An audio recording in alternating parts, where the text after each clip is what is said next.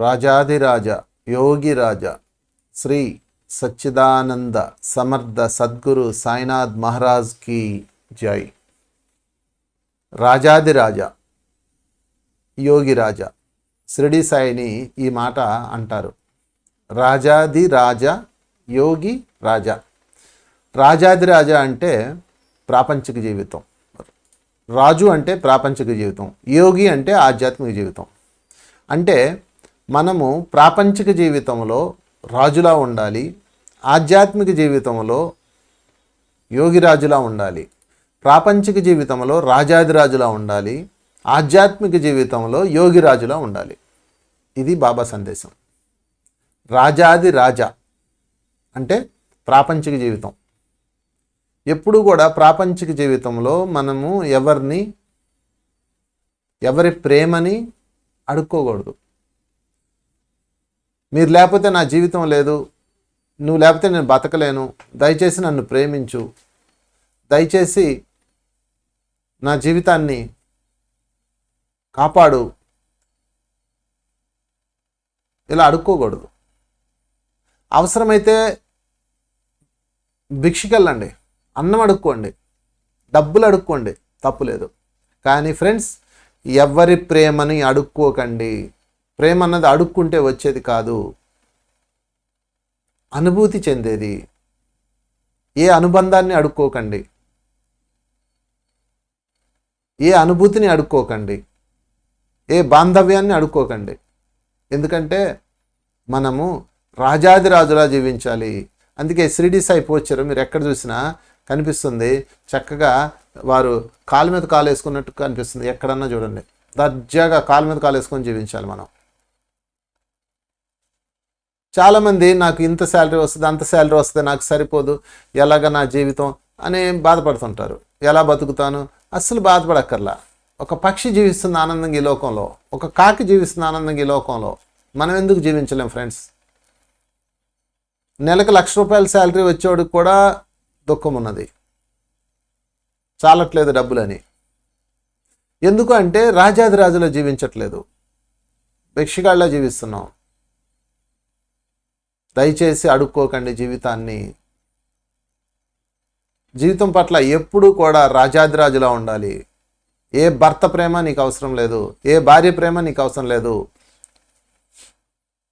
నేను అనాథని, నాకు ఎవరూ లేరు, నన్ను ఎవరూ చూడరు, నన్ను అందరూ వదిలేశారు, నన్ను ఎవరు పట్టించుకోరు, ఇలా అడుక్కోకండి. వాడు చూసేదేంటి, వీడు చూసేదేంటి? అల్లా మాలిక్, భగవంతుడు యజమాని, భగవంతుడే సర్వాధికారి. ఆయన చూస్తాడు, ఆయన ఇస్తాడు. అడుక్కునేవాడి దగ్గర గీక్కొన్నట్లుగా మానవుడే ఒక అడుక్కునేవాడు, వాడి దగ్గర మనం గీక్కుంటున్నాం ప్రేమ ప్లీజ్, ప్రేమ ప్లీజ్ అని. ఎప్పుడూ కూడా ఫ్రెండ్స్ గుర్తుపెట్టుకోండి, ప్రాపంచిక జీవితంలో రాజులా జీవించాలి. మన దగ్గర కొంచెం ఉంది, రాజులా జీవించండి, తృప్తిగా జీవించండి, అప్పుడు రాజులా జీవిస్తారు. తృప్తి లేనప్పుడు కోరిక వస్తుంది, కోరిక వచ్చినప్పుడు అది మోహంగా మారుతుంది, మోహం కాస్త ఇక మిమ్మల్ని చెయ్యిరా అని పనులు చేయనిస్తుంది. మహాభారత సంగ్రామంలో కుంతీదేవి పిల్లలు 5 పంచపాండవులు. భర్త చనిపోయాడు, తన చెల్లి మాద్రి చనిపోయింది, 5 పిల్లల్ని పెట్టుకుని ఆమె బతుకుతుంది. రాజుల వంశం, డబ్బుకి కొదవలేదు, కానీ అంతఃపుర రాజకీయాలు. కౌరవుల బ్యాచ్ ఎప్పుడు వీళ్ళని బాధ పెడుతూ ఇబ్బంది పెడుతూ ఉన్నారు. ఏం చేయాలి ఆమె బాధ? సరే, పిల్లల కోసం జీవించడం ప్రారంభించింది. చాలా భయంకరమైన పెయిన్ అనుభవించింది కుంతీదేవి. ధృతరాష్ట్రుడు పట్టించుకునేది లేదు. దుర్యోధన వాళ్ళ ఆగడాలు రోజు రోజుకి పెరిగిపోతున్నాయి. ఎందుకు ఆమె అక్కడే ఉన్నది అంటే, తన పిల్లలకి బాబాయ్ కావాలి, అమ్మమ్మ కావాలి, తాతయ్య కావాలి, పెదనాన్న కావాలి. ఎందుకంటే తండ్రి లేదు కదా నా పిల్లలకి తండ్రి లేడు కదా, అన్ని అనుబంధాలు కావాలి అని ఆమె ఓర్చుకుంది. ఒకరోజు శకుని అండ్ దుర్యోధన ఒక ప్లాన్ వేశారు. వీళ్ళందరినీ మొత్తం లేపేస్తే మనకు ఆస్తిలో హక్కు అడగడానికి ఎవడో ఉండడు అని చెప్పేసి వాళ్ళందరికీ అడవిలో ఒక ఇల్లుని గిఫ్ట్గా ఇస్తారు. అక్కడికి వెళ్ళరండి, ఒక రిసార్ట్ ఇస్తారు, అక్కడ కొంతకాలం ఎంజాయ్ చేయండి అని చెప్పేసి పంపిస్తారు. వీళ్ళు హాయిగా వస్తారు. వస్తే ఆ ఇల్లు మొత్తం రాత్రికి రాత్రి బయట గడిపెట్టేసి తగలబెట్టేస్తారు. ఇది ముందే గమనించిన కృష్ణుడు సొరంగం తవ్వుకోమని చెప్తాడు. మొత్తం మీద సొరంగం తవ్వుకొని అందులోంచి బయటకు వస్తారు. దాంతో కుంతీదేవికి భ్రమలు చెరిగిపోతాయి. ఇక్కడ బాబాయి భ్రమ, పిన్ని భ్రమ, అన్నయ్య భ్రమ, అత్తయ్య భ్రమ, మామయ్య భ్రమ, తండ్రి భ్రమ, కూతుళ్ళు భ్రమ, మొత్తం భ్రమ. ఏ మనిషిలో ప్రేమ అన్నది లేదు. వారి వారి వాస్తవంలో వారు జీవిస్తుంటారు. వారి వారి పరిస్థితిలో వారు బందీలు అయిపోయి ఉంటారు. ఎంతో హట్ అయిపోయింది కుంతీదేవి. ఒక్కసారి ఆలోచించండి. కుంతీదేవి నిస్సహాయరాలైన స్త్రీ, 5 చిన్నపిల్లలు, పంచపాండవులు అప్పటికి చిన్నపిల్లలు, లక్క ఇల్లు సజీవ దహనం చేశారు. అడిగే నాదుడు లేడు, న్యాయం లేదు. ఆమెకి ఒక విరక్తి వచ్చేసింది. అప్పుడు అర్థమైంది. ఇంకా ఇంట్లో నుంచి అడవిలోకి పారిపోయి వచ్చింది. పారిపోయి వచ్చి ఏకచక్రాపురం అన్న చిన్న గ్రామం చేరారు. ఆ గ్రామం చేరారు. ఇల్లు తగలబడిపోయింది, వీళ్ళందరూ చనిపోయారని భీష్ముడు అందరూ ఏడ్చారు, తలగొట్టుకున్నారు. తర్వాత మామూలే, ఎవడి జీవితం వాడు జీవించాడు. ఎవడి కోసం ఎవడు ఆగడో. కుంతీదేవి అని గమనిస్తుంది అక్కడి నుంచి, ఆ ఊరు నుంచి. 5 చనిపోయారు, ప్లస్ కుంతీదేవితో సహా 6 పిల్లలతో సహా మాడిపోయింది, చనిపోయింది. అడవిలో ఫైర్ యాక్సిడెంట్ అయిందని పుట్టించేశారు. అప్పుడు కుంతీదేవి పరిస్థితి ఒక్కసారి ఊహించండి ఫ్రెండ్స్. భర్త చనిపోయాడు, చెల్లి చనిపోయింది, 5 చిన్నపిల్లల్ని పెట్టుకొని దారుణమైన స్థితిలో జీవిస్తుంది మామూలుగా. అలాంటిది ఆమెను కూడా చంపేయడానికి స్కెచ్ చేసి మొత్తం సజీవ దహనం చేశారు. కొంచెంలో తప్పించుకొని పిల్లలతో సహా బయటకు వచ్చింది. ఆ స్త్రీ యొక్క హృదయం ఎలా ఉంటుందో మీరే ఆలోచించండి. అప్పటి వరకు నా వాళ్ళు, నా తాత, నా తండ్రి, నా బాబాయ్, నా పిన్ని, నా అమ్మమ్మ, నా నాయనమ్మ అనుకున్న తనకి కళ్ళు తెరుచుకున్నాయి. ఇక్కడ ఎవడికి వారే యమునా తీరే. ఇక్కడ ప్రేమని అడుక్కోకూడదు. అంటే అప్పటిదాకా ఎందుకుంది, ఎందుకు భరించింది ఆ లాగడాలన్నీ? పిల్లలకి బాబాయ్ ప్రేమ, తండ్రి ప్రేమ, అమ్మమ్మ ప్రేమ, నానమ్మ ప్రేమ, పిన్నమ్మ ప్రేమ, మన కుటుంబం, జగమంత కుటుంబం, ఇవన్నీ పెట్టుకుంది. అవన్నీ దూరం అయిపోతే, నేను బయటికి వెళ్ళిపోతే కనుక ఉండాల్సిందే అని ఓర్చుకుంది చాలా రోజులు. కానీ సజీవ దహనానికి భరించలేకపోయింది. ఇది నిజంగా ఎంత పెద్ద దెబ్బో ఆమె హృదయానికి. హస్తినాపురం ఇంకా వెళ్ళకూడదని నిర్ణయించుకుంది. ఏకచక్రాపురంలో మారువేషంతో ఒక విప్రుడి ఇంట్లో దిగింది. వాళ్ళని బతిలాడుకొని 5 పిల్లల్ని పెట్టుకొని, చూడండి మహారాణి కుంతీదేవి 5 పిల్లల్ని పెట్టుకొని జీవితం గడిపింది. ఏం చేసిందో తెలుసా? వెళ్ళి న్యాయం చేసి, నాకు అధికారం కావాలి, నా ఆస్తి నాకు పంచండి, నా పిల్లలకు ప్రేమనివ్వండి అని అడగచ్చు. ఆమెకు అర్థమైపోయింది ఎక్కడ ఏ ప్రేమ లేదు. ఎవడేళ్ళ కోసం పట్టించుకోలే. అయ్యో కాలిపోయారని సంస్మరణ సభ చేశారు, అయిపోయింది. రేపు మన పరిస్థితి కూడా అంతే. మనం పోతే గోడకో ఫోటో పెడతారు, దానికో ప్లాస్టిక్ దండేస్తారు, చిన్న లైట్ పెడతారు. అది మానవులు తప్పు కాదు. జీవితం ఇలాగే ఉంటుంది జీవితం. అందుకని బతికి ఉండగానే మన జీవితాన్ని జీవించాలి. ఎవడి ప్రేమని అడుక్కోకూడదు. మరి ఆహారం ఎలా వస్తుంది? అడుక్కోండి వస్తుంది. బా 5 పిల్లల్ని భిక్షకు పంపించేసింది ఆమె. ముందు భిక్షాటనకి వెళ్ళండి అంది. అమ్మా మనం రాజపుత్రులం ఎలా అడుక్కోవాలి అంటే, అరే ప్రేమని అడుక్కోవడం తప్పు, ఆహారం అడుక్కోవడం తప్పు కాదు.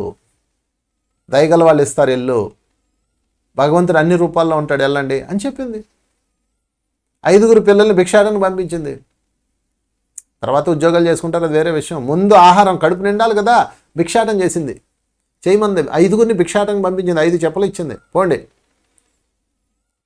మీరు రాజులు కాదు, చక్రవర్తులు కాదు, ఒక మామూలు మనుషులుగా జీవించడం నేర్చుకోండి అని ట్రైనింగ్ ఇచ్చింది పిల్లలకి. What a great mother Kuntidevi. అంటే ఈ భూమి మీద మీరు ప్రేమను అడుక్కోకండి ఫ్రెండ్స్, బంధాలను అడుక్కోకండి ఫ్రెండ్స్, జీవితాన్ని అడుక్కోకండి ఫ్రెండ్స్. ఎందుకంటే ఇచ్చేది వాడు కాదు, వీడు కాదు, పైన వాడు. అల్లా, మాలిక్, భగవంతుడే యజమాని, ఇంకెవడో యజమాని కాదు ఇక్కడ. యజమాని కాని వాడిని అడుక్కుంటున్నాం. ప్లీజ్ నన్ను ప్రేమించవా, నువ్వు లేకపోతే నేను లేను, నీ పాదదాసుడిని, ఇదిగో నన్ను ప్రేమించవా ప్లీజ్. పిల్లలు, my dear childrens, my dear youth, అస్సలు అడుక్కోకండి ప్రేమని. ఇదిగో నాకు నువ్వెంత అవసరం, నీకు నేను అంత అవసరం. నేను నన్ను అడుగుతున్నా, లవ్ చేస్తావా, చెయ్యి, లేదా బాయ్ బాయ్, అంతే, అయిపోయింది. నువ్వు నన్ను లవ్ చేయి, నువ్వు లేకపోతే నేను లేను, నాకు నువ్వు, నీకు నేను, ఎందుకు ఇవన్నీ డైలాగులు, ఇవన్నీ గుండు సున్నా. దాని పేరే రాజాదిరాజా. కాలు మీద కాలేసుకొని జీవించండి. అవసరమైతే భిక్షాటం చేయండి, అన్నం అడుక్కోండి, ఇంకేం అడుక్కోకండి. ప్లీజ్ నన్ను బతికించండి, ప్లీజ్ నా ప్రాణం పోయండి. అడుక్కోకండి. ప్రాణం పోసేది వాడు, వీడు కాదు. ఈరోజు అంతా అడుక్కుంటున్నాం. మన జీవితం అడుక్కునే వాళ్ళకన్నా దారుణంగా ఉంది మన జీవితం. ఫ్రెండ్స్ గుర్తుపెట్టుకోండి, ఇచ్చేది వాడు, వాడిని అడుక్కోండి ఏదైనా సరే. పైవాడికి మనకి అగ్రిమెంట్ ఉంది. ఇదిగో నా ప్రాణం పోతుంది, నేను ధ్యానంలో కూర్చొని చెప్తున్నా నీకు, నేను పశ్చాత్తాపం చెందుతున్నాను, ఇవ్వు నా ప్రాణం నాకు, ఇవ్వు నా ఆరోగ్యం నాకు, నేను ఇక్కడ నుంచి పశ్చాత్తాపంతో ఉంటా, పరివర్తనతో ఉంటా. రైట్ రాయల్గా అడగండి. అది యోగి రాజా. రాజాది రాజా అంటే ప్రాపంచిక జీవితంలో అవసరమైన దాన్ని దేన్ని అడుక్కోకుండా రైట్ రాయల్గా కూర్చోండి. కాలు మీద కాలేసుకొని కూర్చోండి. తక్కువ డబ్బు ఉందా, కాలు మీద కాలేసుకొని కూర్చోండి. చిన్న గుడిసుంది నీకు, సంతోషం, కాలు మీద కాలేసుకొని కూర్చోండి. ప్లాట్ఫారంలో పడుకుంటున్నారు, కాలు మీద కాలేసుకొని పడుకోండి.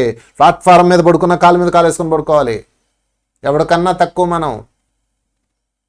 ఆ పరంధాముడే మనకు జీవితం ఇచ్చాడు. మనం రాజాది రాజులం ఫ్రెండ్స్. నా జీవితం ఎట్లా గడుస్తుందో ఏంటో అని ఎడవకండి. నా భర్త చనిపోయాడు, ఈ పిల్లల్ని ఎలా పెంచాలో ఏంటో ఎడవకండి. కుంతీదేవి పెంచి చూపించింది 5గురిని, విశ్వానికి ఇచ్చింది మహావీరులని. కుంతీదేవిని ఆదర్శం తీసుకోండి మై డియర్ ఫ్రెండ్స్. ప్రతి స్త్రీ కష్టపడుతుంది. ఆమెను ఇంట్లో నుంచి గెండిస్తారు, పుట్టింటి దగ్గరకు వదిలేస్తాడు భర్త. అడుక్కుంటుంది అనమాట. అడుక్కోకండి. నేను నీకెంత అవసరమో నువ్వు నాకు అంతే అవసరం, నువ్వు నాకెంత అవసరమో నేను నీకెంత అవసరం. ప్రేమతో ఉండండి. మీరు ప్రేమనివ్వండి, ప్రేమ వస్తుంది. ప్రేమని అడుక్కోకండి, బంధాన్ని అడుక్కోకండి, ఇంకా దేన్ని అడుక్కోకండి ఫ్రెండ్స్. ఎందుకంటే పరంధాముడు అందరికీ ఎవరి స్థాయిలో వాళ్ళకి ఇచ్చారు, నీ స్థాయిలో నీకు ఇచ్చాడు. ఏమి ఇచ్చాడు చూసుకో, ఒకసారి కనిపిస్తుంది. అది లేని వాళ్ళని చూడు, అర్థమవుతుంది. అది తెలియడమే రాజాదిరాజా అంటే.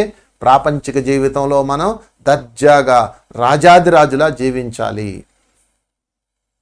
ఇక రెండో పాయింట్, యోగి రాజా.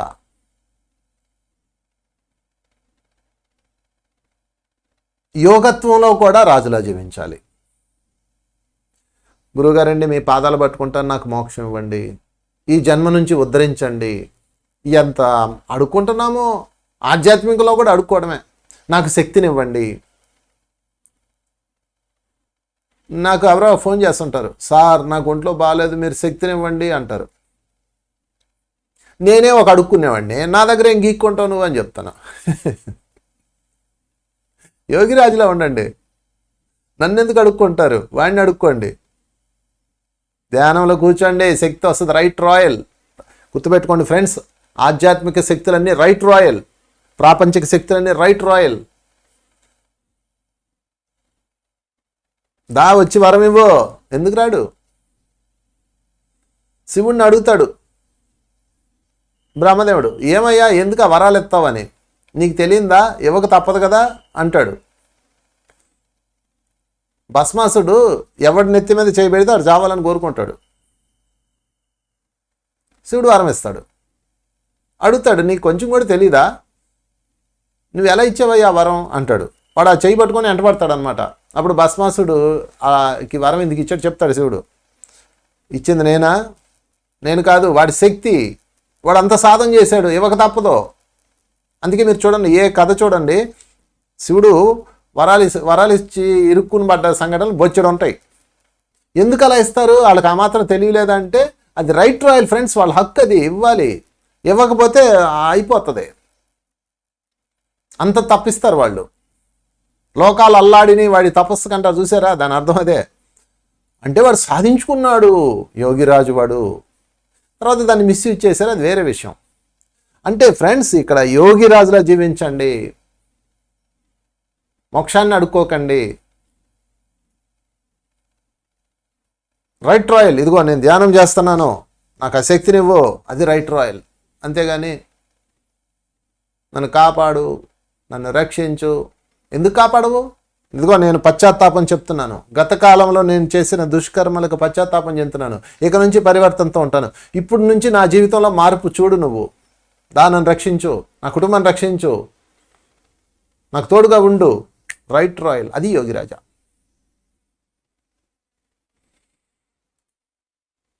అసలు యోగిరాజులో ఉంటే ఏం అడుక్కోక్కర్లే, ఆటోమేటిక్గా వచ్చేస్తాయి. షిరిడీ సాయి ఒక పసిబిడ్డని చేయి పెట్టి కాపాడాడు మంటల్లో నుంచి. ఈయన దుని ముందు కూర్చున్నాడు, అక్కడ దూరంగా ఎన్నో వందల కిలోమీటర్ల దూరంలో ఒక ఆమె కమ్మరి స్త్రీ పసిబిడ్డకు పాలిస్తూ మంట దగ్గర కూర్చొని తిప్పుతా కునికిపాట్లు పడుతుంది. పెద్ద నెగడది, కొలిమి అంటారు దాన్ని, కత్తులు కటార్లు కాలుస్తారు అందులో. అప్పుడు ఆమె అలా కూర్చున్నప్పుడు వాళ్ళ హస్బెండ్ పిలిచాడు, ఏమైట్రా అని అరిచాడు. ఆమె భయంతో గబాలమని లేచింది. లేకపోగానే ఒళ్ళో ఉన్న పిల్లోడు వెళ్ళి మంటలు పడిపోయాడు. అదేదో చిన్న మంట కదా, పెద్ద నెగడ, అది కొలిమి భయంకరంగా ఉంటుంది. అప్పుడు వెంటనే అక్కడ అగ్నియోగంలో ఉన్న బాబాకి అది కనిపిస్తుంది. వెంటనే చేయి పెట్టి ఆ బిడ్డని పైకి లాగాడు. బాబా చేయి కాలుతుంది దునిలో.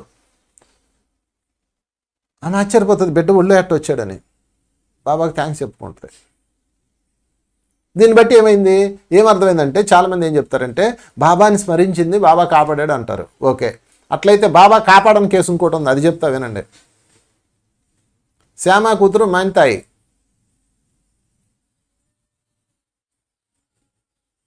శ్యామాను నాన్నను గుర్తులేదు, ఓకే, ఆ భక్తుడు చాలా పరంభక్తులు వాళ్ళు. మైన్తాయి, ఆమె బిడ్డ ఆమె భర్త యాక్సిడెంట్లో చనిపోతారు. వాళ్ళు తెల్లారు లేచి సాయిరామ్ అంటారు, నుంచుంటే సాయిదేవ అంటారు, కూర్చుంటే బాబా అంటారు. మరి వాళ్ళ బిడ్డను కాపాడలేదు బాబా.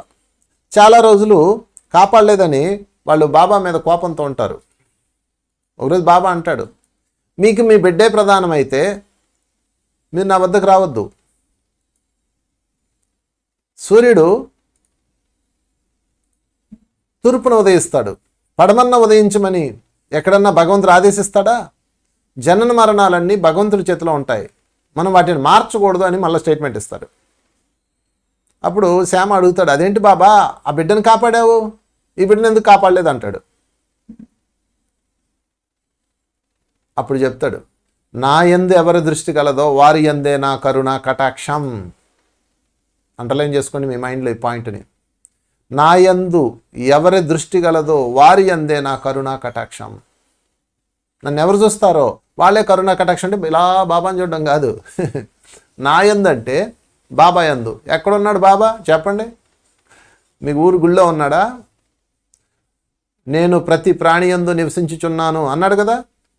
అంటే ప్రతి ప్రాణిలో బాబాని ఎవరైతే చూస్తారో, శత్రువులో, మిత్రులో, కుక్కలో, మేకలో, కోడిలో బాబాని ఎవరైతే చూస్తారో వారి యందే నా కరుణా కటాక్షం. చూసారా, అది రైట్ రాయల్. అక్కడ ఒక బిడ్డ కాపాడబడ్డాడు, రైట్ రాయల్. ఇక్కడేమో అడుక్కున్నా, ఏడ్చినా, మొత్తుకున్నా బాబా కాపాడలేదు. కారణం ఏంటంటే ఈమె బాబా అందు దృష్టి లేదు, బాబా అందు కేవలం నోరు ఉందంతే. ఈమెకి బాబా అందు హృదయం ఉంది. ఈ కమ్మర స్త్రీ ప్రతి ప్రాణిని గౌరవిస్తుంది, ఇంట్లో ఉన్న గజ్జి కుక్క కూడా అన్నం పెడుతుంది, పూర్తి శాకాహారి జీవితం జీవిస్తుంది. నేను పరిశోధన చేసి చెప్తున్నా, ఇవన్నీ ఊరికే చెప్పట్లా. ప్రేమమూర్తి ఆమె. చూసారా ఫ్రెండ్స్, నా యందు ఎవరి దృష్టి కలదో వారి యందే నా కరుణ కటాక్షం. అంటే నన్ను ప్రతి ప్రాణిలో ఎవరైతే చూస్తారో, మనం ఎక్కడ చూస్తున్నాం? ఇక్కడ ఉన్న బాబాకే ఓం బాబా, ఓం సాయి, శ్రీ సాయి, జై జై సాయి అంటాం, చికెన్లో మటన్లో తింటున్నాం. ఆ కోడిని కోసుకొని తింటున్నాం, ఆ మేకను కోసుకొని తింటున్నాం, అది ఎంత బాధ అనిపిస్తుంది. అది బాబా కాదా?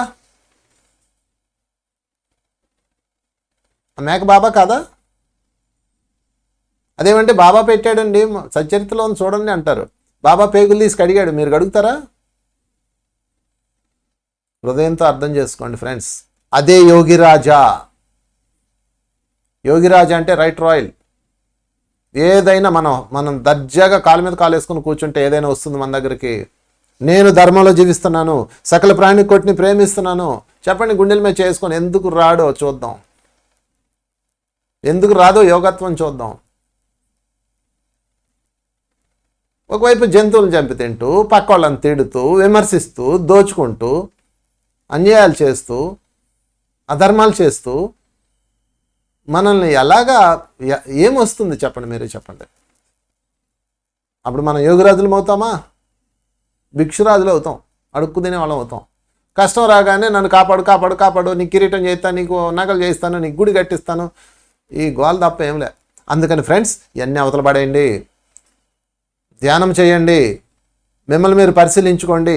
నేను సరిగా లేను కాబట్టి నా జీవితంలోకి ఇది వచ్చింది, గత జన్మల్లోనో ఏదో అధర్మంలో ఉన్నాను, ఇక నుంచి నన్ను నేను మార్చుకుంటాను. ప్రామిస్ చేయండి. అది యోగిరాజా అంటే. 2 జీవితాలు చెప్పాను మీకు నేను. 1 రాజాదిరాజా, 2 యోగిరాజా. ప్రాపంచిక జీవితంలో రాజాదిరాజులో జీవించాలి. షిరిడి సాయిబాబా ఎలా జీవించాడు? రాజాదిరాజులో జీవించాడు. భిక్షకి వెళ్ళాడు. ఒక పెద్ద కోటేశ్వరులు ఉన్నారు ఆయన శిష్యులు. జస్ట్ వాళ్ళకొక్కసారి ఈయన అడిగితే చాలు, ఎంతైనా పోస్తారు. కానీ భిక్షకి వెళ్ళాడు. ఎందుకు వెళ్ళాడు ఆలోచించండి.